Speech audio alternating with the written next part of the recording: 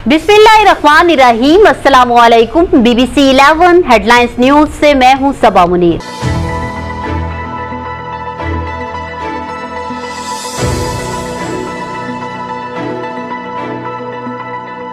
नाज़रीन, आपको अपडेट करें फैसलाबाद से, जहां हमारे नुमाइंदा खसूसी इब्रार हुसैन के मुताबिक फैसलाबाद में एडिशनल IG पंजाब हाईवे अकरम नईम फरोका ने फैसलाबाद का दौरा किया। इस दौरान उन्होंने पेट्रोलिंग पोस्ट साहियावाला का सरप्राइज विजिट किया। इस मौका पर पेट्रोलिंग पुलिस के चाको चौबंद दस्ते ने उन्हें सलामी पेश की। उन्होंने पेट्रोलिंग पोस्ट के नस्मो ज़ब्त और कारकर्दगी का जायजा लिया और इसके बाद वो SSP पेट्रोलिंग रीजनल ऑफिस भी गए। इस मौका पर SSP patrolling police Faisalabad region Mirza Anjum Kamal, DSP patrolling Faisalabad Malik Mohammad Amin, DSP patrolling Toba Mehar Saeed Ahmed और DSP झंग और चन्योर चौधरी मकबूल सरदार भी मौजूद थे।